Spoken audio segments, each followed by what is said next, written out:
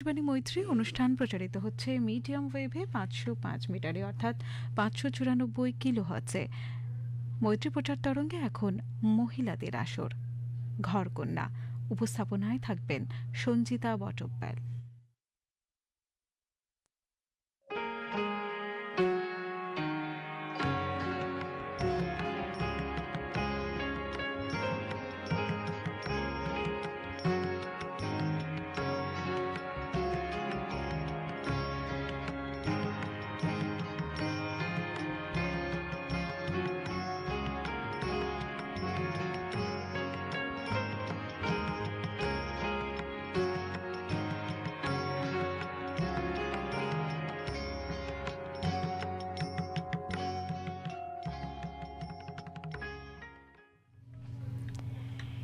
নমস্কার, শুরু করছি মহিলাদের আসর। দুই বাংলার শ্রোতা বন্ধুদের জানাই অন্তরের ভালোবাসা। মহিলাদের আসরে আপনাদের সঙ্গে আজকে আছি আমি, সঞ্চিতা বটব্যাল।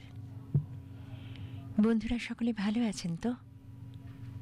আজকের মহিলাদের আসরে কথা বলবো ঘরকন্যা নিয়ে, কিন্তু তার আগে আমার কলম এবং এক কলমে দুই নারী অনুষ্ঠানের বিষয় আপনাদের একটু জানিয়ে দিই। আমার কলম বিষয় আলোর পরে অন্ধকার।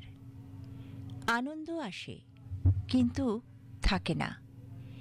কেউ জীবনে দুঃখ চায় না, কিন্তু দুঃখ আসে আসে আর বুঝিয়ে দিয়ে যায় আমাদের মধ্যেকার না পারা, না জানা দুর্বলতাগুলোকে, যেগুলো এড়িয়ে যেতে নেই, ভুলে যেতে নেই, কারণ এটাই এগিয়ে যাওয়ার শিক্ষা। যে অন্ধকারে নিজের মধ্যেকার শক্তিকে, শান্তিকে বাঁচিয়ে রাখতে শেখে, সে সুখ দুঃখ জীবনের দুই অবস্থাকেই জীবনের গল্প বানিয়ে নেয়।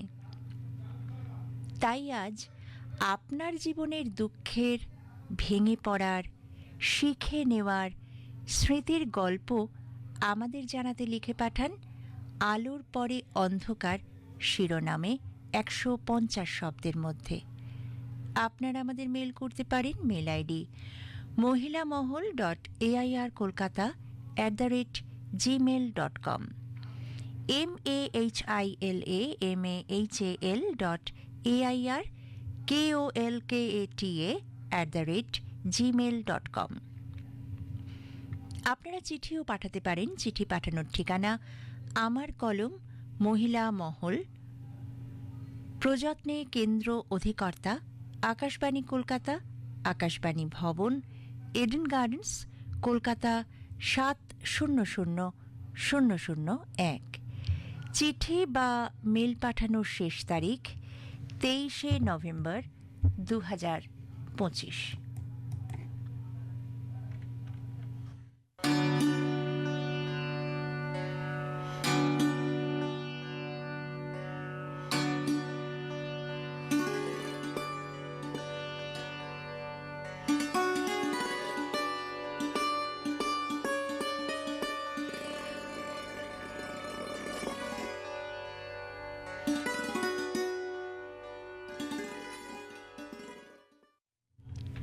এখন আসি এক কলমে দুই নারীর বিষয়।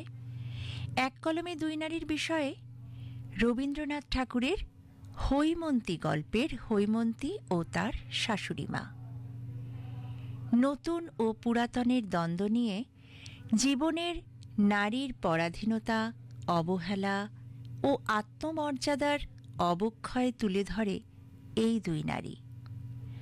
পাঠকের অনুভবে এই দুই চরিত্রের বৈপরীত্য, তাদের অন্তরের উপলব্ধি লিখে পাঠান 150 শব্দের মধ্যে। আপনারা আমাদের মেল করুন মেল আইডি mahilamahol.airkolkata@gmail.com। আপনারা চিঠিও পাঠাতে পারেন। আমাদের চিঠি পাঠানোর ঠিকানা এক কলমে দুই নারী, মহিলা মহল, প্রযত্নে কেন্দ্র অধিকর্তা, আকাশবাণী কলকাতা, আকাশবাণী ভবন, এডেন গার্ডেন্স, কলকাতা 700001। চিঠি বা মেল পাঠানোর শেষ তারিখ 23শে নভেম্বর 2025।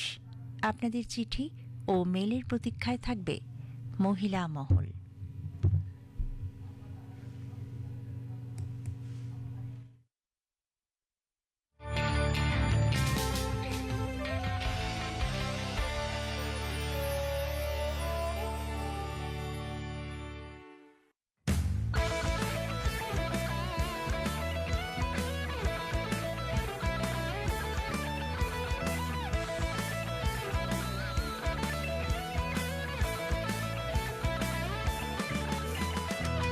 তোমার ঘরে বাস করে কারা মন জানো না, তোমার ঘরে বাস করে কারা মন জানো না, তোমার ঘরে বসত করে কয়জনা মন জানো না, তোমার ঘরে বসত করে কয়জনা, তোমার ঘরে বসত করে কয়জনা মন জানো না, তোমার ঘরে বসত করে কয়জনা, তোমার ঘরে বাস করে কারা মন জানো না, তোমার ঘরে বাস করে কারা মন জানো না, তোমার ঘরে বসত করে কয়জনা মন জানো না, তোমার ঘরে বসত করে কয়জনা, তোমার ঘরে বসত করে কয়জনা মন জানো না, তোমার ঘরে বসত করে কয়জনা।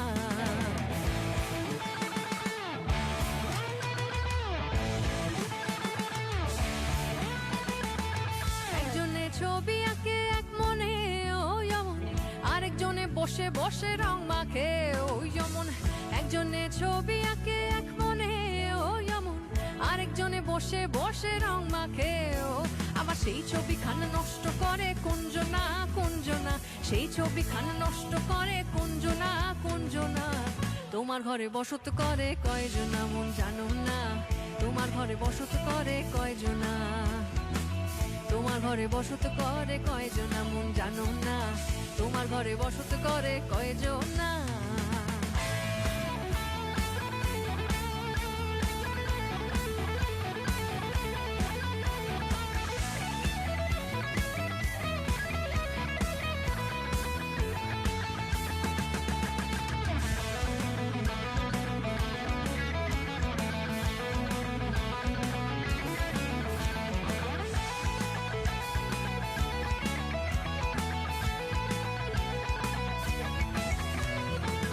একজনে সুর তোলে এক তারে ওই যেমন, আরেকজনে মন্দিরাতে তাল তোলে ওই যেমন, একজনে সুর তোলে এক তারে ওই যেমন, আরেকজনে মন্দিরাতে তাল তোলে ও, আবার বেসুরা শুরু ধরে দেখো কুঞ্জনা কুঞ্জনা, বেসুরা শুরু ধরে দেখো কুঞ্জনা কুঞ্জনা, তোমার ঘরে বসত করে কয়জনা মন জানো না, তোমার ঘরে বসত করে কয়জনা, তোমার ঘরে বসত করে কয়জনা মন জানো না, তোমার ঘরে বসত করে কয়জনা।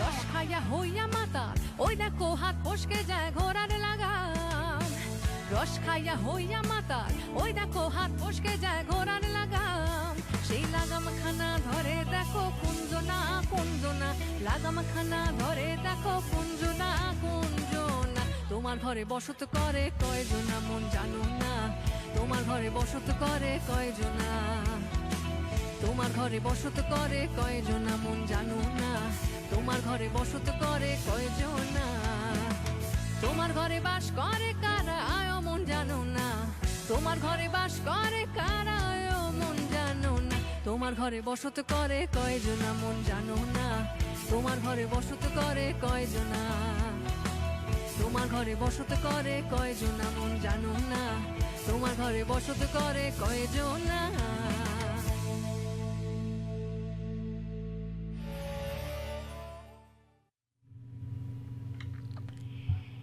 আজকে মহিলাদের আসরে ঘর কন্যা নিয়ে কথা হবে। কথা বলবেন শালমলী ব্যানার্জি, তার সঙ্গে কথা বলেছিলেন সুস্মিতা সরকার। তাহলে আসুন দেখে নিই শালমলী ব্যানার্জি কি বললেন।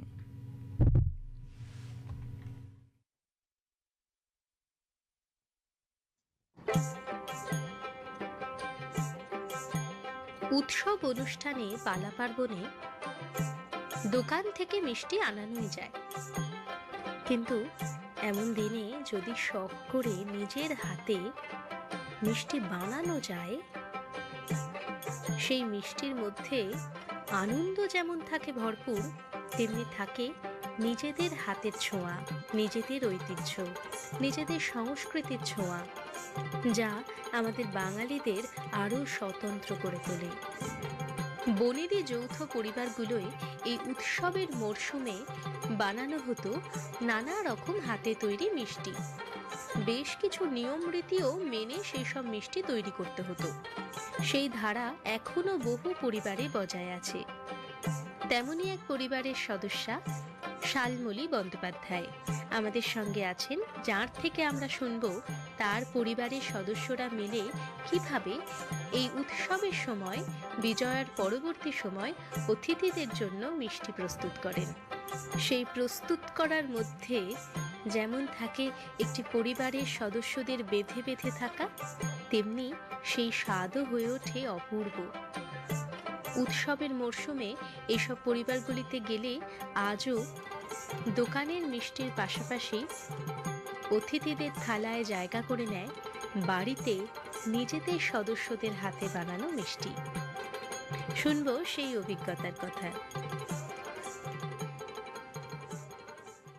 নমস্কার দিদি, আকাশবাণী মৈত্রী মহিলাদের আসরে আপনাকে স্বাগত। ধন্যবাদ। দিদি, আপনি তো যৌথ পরিবারে বড় হয়ে উঠেছেন। হ্যাঁ। এই শারদীয়ার উৎসবের সময় যৌথ পরিবারে অনেক রকমের মিষ্টি বানানো হয় বা অনেক রকমের খাবার বানানো হয়। হ্যাঁ। খাবারগুলো বাড়িতে থাকে যখন অতিথি আসেন। আমরা সাধারণত দেখি যে যৌথ পরিবারে আমরা যখন বিজয়া সারতে যাই বা এই উৎসবের সময়টায় যাওয়া হয়, দোকান থেকে আনা মিষ্টির সঙ্গে প্লেটে যৌথ পরিবারের সদস্যদের হাতে বানানো মিষ্টি জায়গা করে নেয়। কি কি ধরনের মিষ্টি আপনাদের বাড়িতে বানানো হয়? আমাদের বাড়িতে যেহেতু দুর্গাপুজো হয়, 107 বছরের দুর্গাপুজো পুরনো আমাদের। আচ্ছা। এখানে কোনো বাইরের মিষ্টি ব্যবহার করাই হয় না, মানে ঠাকুরের নৈবেদ্য হিসেবে। আচ্ছা। সেখানে শুধুমাত্র বাড়ির হাতে বানানো, প্রধানত নারকোলের নাড়ু আর ছাপা তৈরি হয়। সেটা চিনির নাড়ু, গুড়ের নাড়ু হতে পারে। আর সাথে ছাপা, যে ছাপাটা তৈরি করা হয়, অনেক পুরনো আমাদের পাথরের ছাঁচ আছে, সেই ছাঁচে নারকেলের পাকটা ফেলে ছাপা তৈরি করা হয়।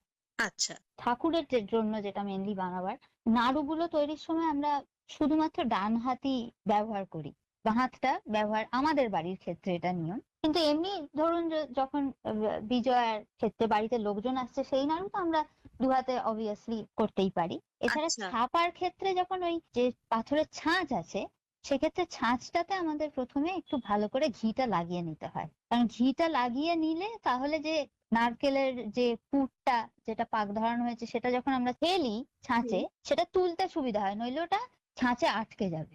এটা এই বাড়ির প্রথা যে পুজোর সময় যে নাড়ু বানানো হবে সেখানে ডান হাত ব্যবহার করা যাবে শুধুমাত্র। হ্যাঁ হ্যাঁ, শুধু ডান হাত দিয়ে পাকাতে হয় নাড়ুটা। হাতে যে আমরা গোলটা করি, সেটা শুধুমাত্র ডান হাত দিয়েই করা যায়। আর এই 50 থেকে 60টা নারকেল লাগে, কারণ পুরো পুজোটাতেই এটাই মেনলি মিষ্টি থাকছে। বেশ, এরকম অনেক প্রথা থাকে না যৌথ পরিবারে এই মিষ্টি বানানোর সময়? হুম হুম। আর আমরা সবাই মানে যৌথ পরিবারের এখনকার দিনে তো সবাই এখন যোগাযোগই থাকে না বলা যেতে পারে, কিন্তু এই যে উৎসবের টাইমে সবাই বাড়ির সব মহিলারা এসে, মা, মাসি, কাকিমা, দিদি, এবং যারা দূরে দূরে থাকেন, প্রবাসে অনেকজন থাকেন, তারাও এই টাইমে চলে আসেন, এবং এই যে একসাথে হয়ে আমরা এগুলো মিলেমিশে তৈরি করছি। তার মধ্যে তৈরি করার থেকেও বড় কথা হচ্ছে যে আমাদের একটা আনন্দ ভাগ করে নেওয়া হয়। একদমই তাই, পারিবারিক বন্ধনটা আরো একটু মজবুত হয়ে ওঠে। একদম। এছাড়া বলতে পারি আমি, আমাদের বাড়ির একটা বিশেষত্ব আছে যে মানে এইরকম পুজো পার্বণ ছাড়া বিয়ে বা পৈতের সময়ও আনন্দ নাড়ু তৈরি করা হয়। আনন্দ নাড়ুটা একটু নারকেল নাড়ুর থেকে একটু আলাদা। আচ্ছা, একটু কিরকম শুনি। হ্যাঁ, এই বিষয়ে বলবো। একটু তো এই টাইমটা একটু শীতকাল আসছে, নারকেল উঠছে, মানে সবাই এটা বানাতেও পারে, এটা রেখে দিয়ে খাওয়া যায় অনেকদিন ধরে। আচ্ছা। তো এক্ষেত্রে লাগে হচ্ছে নারকেল কুড়ো, সাথে একটু চিনির গুঁড়ো লাগবে, বা গুঁড়ো ব্যবহার করা যেতে পারে, যার যেটা পছন্দ। এছাড়া হুম। আটা বা ময়দা যে কোনো একটা নেওয়া যেতে পারে। এর সাথে লাগবে অল্প সাদা তিল লাগবে। সাদা তিলটা কিন্তু মানে এটার বেশ দরকারি। হ্যাঁ, টেস্টটা একটা অন্যরকম হয়। এইগুলোকে একসাথে করে নিয়ে একটু প্রথমে মেখে নিতে হয়, হাতে মেখে নিতে হবে ভালো করে। হুম। এবারে এটা পাক দিয়ে দেবার পরে সর্ষের তেলে ভেজে নিতে হয়। আচ্ছা, মানে হাতে করে পাকিয়ে গোল করে নেওয়ার পর সর্ষের তেলে ভাজা হয়। হ্যাঁ, আপনার এমনি নাড়ুর ক্ষেত্রে প্রথমে আমরা চিনি বা গুড় দিয়ে নারকেল কুড়োকে প্রথমে আমরা পাক ধরাই তো কড়াইতে বসিয়ে, হুম। তারপরে আমরা ওটাকে গোল করি। কিন্তু হুম। আনন্দ নাড়ুর ক্ষেত্রে আগে আমরা হাতে পাক দিয়ে দিচ্ছি, তারপরে আমরা ওই গোলটা তেলেতে ভেজে নিতে হবে। আচ্ছা। ভারতবর্ষ এক বৈচিত্র্যময় দেশ। সাম্প্রদায়িক বৈচিত্র্যের পাশাপাশি মিষ্টির বৈচিত্র্য লক্ষ্য করা যায়। এই উৎসবে বিহারে ছট পুজোর সময় তৈরি হয় ঠেকুয়া। আবার দেখুন, বাঙালি পরিবারে কোনো মাঙ্গলিক কাজে অদ্ভুতভাবে সেই একই রেসিপি অনুসরণ করে তৈরি হয় আনন্দ নাড়ু। আমরা শুনলাম সেই গল্প, শুনে নেব বাকি সাক্ষাৎকারের অংশ।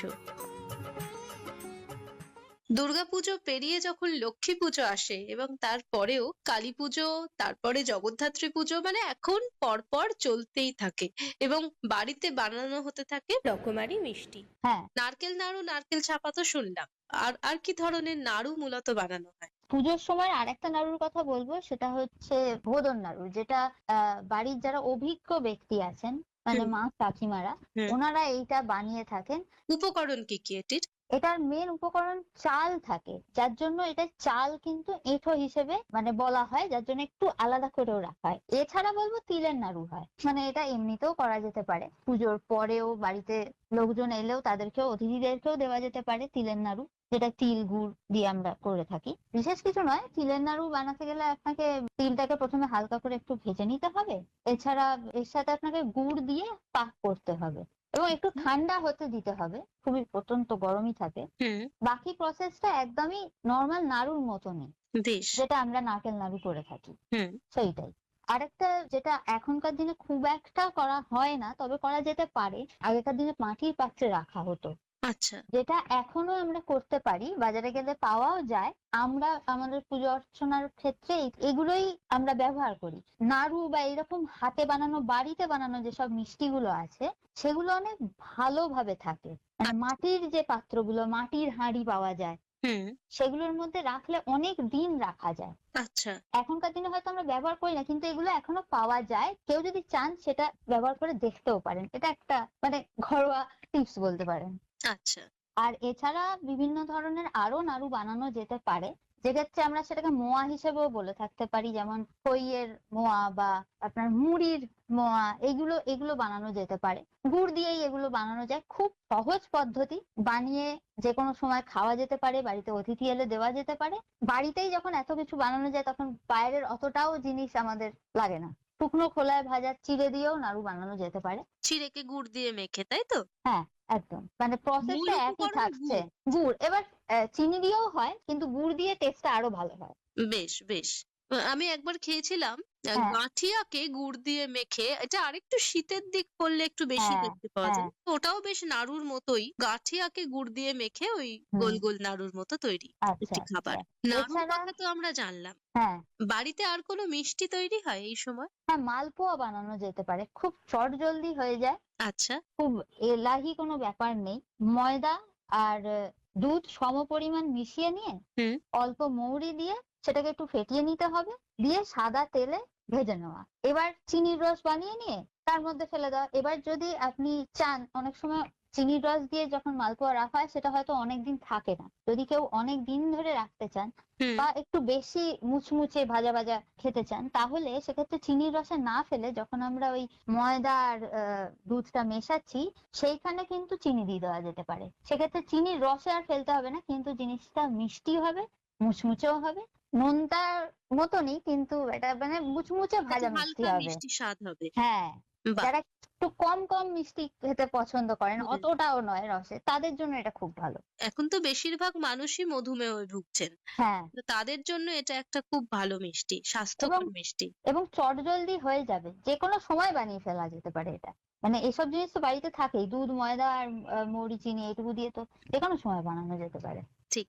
আর এই সময় আমরা অনেকে বেড়াতে যাই, এবং বেড়াতে যাওয়ার ক্ষেত্রেও কিন্তু এই ধরনের মিষ্টি যদি একটু সঙ্গে করে নিয়ে যাওয়া যায়, যদি সেই একদম সময় বাইরে কোথাও খাবার পাওয়া না যায়, তাহলে সেই সময় এগুলোর থেকে বেশি প্রিয় জিনিস কি বা হতে পারে? একদম একদম বাড়ির বানানো, নিজের হাতে বানানো, একদম স্বাস্থ্যকর, এর থেকে ভালো আর কি হবে। এছাড়া শীতকাল তো আসছে, আমরা পাটিসাপটা বানাতে পারি। পাটিসাপটা আমরা সারা বছরই বানাতে পারি। হুম। কিন্তু সেটা পাটিসাপটা বললেই কেমন যেন মনে হয় শীত এসে পড়েছে। তা যদিও অবশ্য ঠিক। এমনিও আবহাওয়াও কিন্তু জানান দিচ্ছে শীত আমাদের দরজায় কড়া নাড়ছেই। তাই একদম একদম শীতের শুরুতেই আরেকবার শুনে নেব পাটিসাপটার রেসিপি। পাটিসাপটার রেসিপিতে সেই একই, মানে মালপোয়ার যা লাগছে, ময়দা এবং এর সাথে একটু চালের গুঁড়ো দেওয়া যেতে পারে যাতে একটু ক্রিস্পিনেসটা আসে। হুম। তো ময়দা আর চালের গুঁড়োর সাথে জল বা দুধ, যে যার যেটা মনে হবে, দিয়ে একটু মিশিয়ে ব্যাটারটা করে নিতে হবে। কড়াইতে অল্প তেল দিয়ে ডোসা বানাবার মতন বলা যেতে পারে, পাটিসাপটার ওটা ব্যাটারটা দিয়ে তার মধ্যে একটু একটু গরম হওয়ার পরে নারকেলের যে নাড়ুর পুরটা বানানো হয়েছিল, ওরকমই পুর বানিয়ে সেটা দিয়ে দিলে, দিয়ে ফোল্ড করে এপিট ওপিট ভেজে নিলে হয়ে গেল পাটিসাপ। পাটিসাপটার বানাবার মধ্যে একটা টিপস দিতে পারি, যে তেলটা বেগুনের মাথার দিকটা দিয়ে কিন্তু আমরা নাড়িয়ে নিতে পারি। এটা অনেক দিন আগেকার প্রথা, একটা চালু হয়ে আসছে, আমার মা শিখিয়েছে এটা, তাই বললাম। আর বেশ। এছাড়া এছাড়া রাঙালু পিঠেটা তৈরি করা যেতে পারে। এখন তো শীতকাল বলে না, এখন তো সারা বছরই সব রকম জিনিস পাওয়াই যায়, সবজি টবজি। ঠিক। হুম। রাঙালুর পিঠে? হ্যাঁ, রাঙালু পিঠে। আচ্ছা, একটু শুনি। হ্যাঁ, রাঙালুটা সেদ্ধ করে নিয়ে তার সাথে অল্প ময়দা দিয়ে মেখে নিতে হবে প্রথমে। আচ্ছা। তারপর নারকেলের পুর ভরে পিঠের মতন শেপ দিয়ে, বা নিজের মতন যেরকম শেপ দেওয়ার ইচ্ছা হয় সেটা তেলে ভেজে নিলে বা ঘিতে ভেজে নিলেই দিয়ে চিনির রসে ফেলে দিলেই হয়ে যাচ্ছে রাঙালু পিঠে। মানে একদম সহজই। বাহ! আমরা অনেকগুলো বাড়িতে বানানো মিষ্টির কথা শুনলাম। এই উৎসবের সময় কিন্তু মিষ্টির পাশাপাশি অনেক নোনতা জিনিসও বাড়িতে বানানো হয়। বিশেষ করে এই যৌথ পরিবারগুলোতে তো হয়ই। এরকম কোনো নোনতা আপনাদের বাড়িতে বানানো হয়? এমনি যেমন ধরুন ওই ময়দার নিমকি, যেটা মনে হয় মোটামুটি সব বাঙালি পরিবারেই বানানো হয়ে থাকে। হ্যাঁ, হ্যাঁ, একদম। মানে বিজয়া মানেই নিমকি, হ্যাঁ, গজা, ঘুগনি, একদম। নাড়ু, এগুলো ছাড়া হ্যাঁ, বিজয়া অসম্পূর্ণ। হ্যাঁ, একদম ঘুগনির কথাও যেমন আপনি বললেন, এটা তো মানে একদম হবেই হবে। একটু নিমকি, নিমকি তো অনেক রকমের হয়। ভাঁজ করা নিমকি, ছোট কুঁচো নিমকি। হুম কি হুম। ধরনের নিমকি আপনাদের বাড়িতে বানানো হয়? আমাদের বাড়িতে মেনলি ওই কুচো নিমকিটাই করা হয়। অনেক সময় এক্সপেরিমেন্টাল কিছু বানানো হলে তখন ধরুন এই খাজার মতন নিমকি, হ্যাঁ, যেটা নিমকি হিসেবেও বানাতে পারেন, আবার পিঠে টাইপেরও বানাতে পারেন, গোলাপের মতন শেপ দিয়ে, আ- এরকমও বানানো যায়। আচ্ছা। নিমকি যেরকম নর্মাল প্রসেস সেইভাবেই বানানো। এবার নিজে কিরকম আপনি শেপটা দেবেন সেটা নিজের কল্পনার মতন করেও দেওয়া যায়। বেশ। হ্যাঁ, কিন্তু নিমকি গুলোর হচ্ছে অনেকক্ষণ কম আঁচে ডুবো তেলে বেশ অনেকক্ষণ ধরে, ধৈর্য ধরে কিন্তু নিমকি গুলোকে ভাজতে হবে। রান্নার ক্ষেত্রেই তো মানে ধৈর্যটা একটা বড় ব্যাপার। একদমই তাই। বিশেষ করে নিমকি তৈরির ক্ষেত্রে সবথেকে গুরুত্বপূর্ণ বোধহয় এটাই। অনেক সময় লাগে এই নিমকি হ্যাঁ, ভাজতে। সেটাই। আর তার সঙ্গে মিলেমিশে থাকে পরিবারের মানুষের ভালোবাসা, তাদের হাতের ছোঁয়া।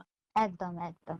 আপনি বললেন প্রায় ১০০ বছরের ওপর আপনাদের এই হুম বাড়ির পুজো চলে আসছে, এবং আপনার প্রজন্মের মানুষও, অভিজ্ঞ মানুষের পাশাপাশি মানে তরুণ প্রজন্মের সঙ্গে আগের প্রজন্মের মানুষ হাতে হাত ধরে নাড়ু নিমকি বানাচ্ছেন। পরবর্তী প্রজন্ম হুম।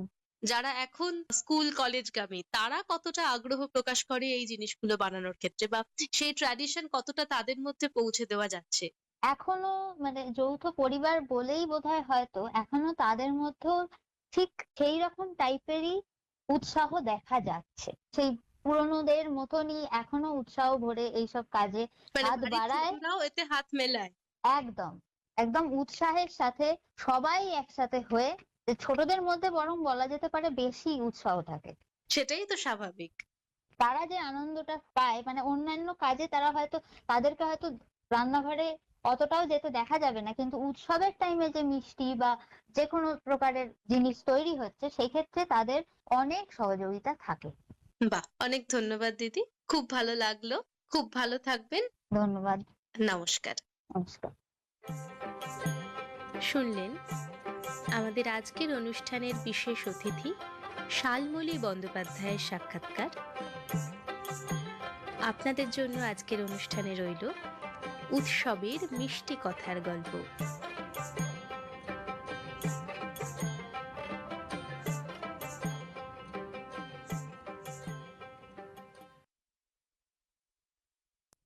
যদি কুমড়োর মতো চালে ধরে রত পান্তুয়া শত শত, আর সরষের মতো হতো মিহিদানা নদিয়া বুটের মতো।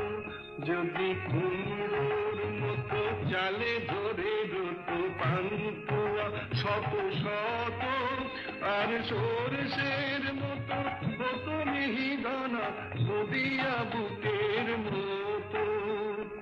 বেশ মন করে ফলত গো প্রতি বিঘা, বেশ মন করে ফলত গো আমি তুলে রাখিতাম কুড়ে মিহিদানা গোলা বেঁধে আমি তুলে রাখিতাম, বেচতাম না হে।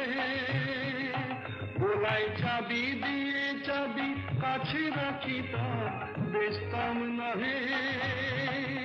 যদি তালের মতন হতো ছেনা বড়া ধানের মতো চষি, যদি তালের মতন হতো ছেনা বড়া ধানের মতো চষি, আমি বুনে যে দিতাম ধানের মতো ছড়িয়ে ছড়িয়ে, বুনে যে দিতাম এক কাঠা দিলে 10 মণ হতো, বুনে যে দিতাম। আর তরমুজ যদি রসগোল্লা হতো দেখে প্রাণ হতো খুশি, আর তরমুজ যদি রসগোল্লা হতো দেখে প্রাণ হতো খুশি।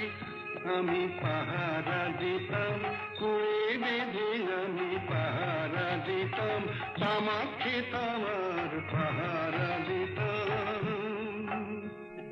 সকলই তো হবে বিজ্ঞানের বলে, নাহি অসম্ভব কর্ম, আহা নাহি অসম্ভব কর্ম। শুধু এই ক্ষেত কান্ত আগে মরে যাবে, আর হবে না মানব জন্ম। শুধু এই ক্ষেত তবু আগে মরে যাবে, আর হবে না মানব জন্ম। আর খেতে পাবে না তবু, আর খেতে পাবে না মানব জন্ম, আর হবে না তবু, আর খেতে পাবে না শিয়াল কি কুকুর হবে। আর সবাই খাবে গো তাকিয়ে দেখবে, শিয়াল কি কুকুর হবে। ফ্যাল ফ্যাল করে তাকিয়ে রইবে, শিয়াল কি কুকুর হবে। সবাই তাড়াহুড়ো করে খেদিয়ে দেবে, শিয়াল কি কুকুর হবে।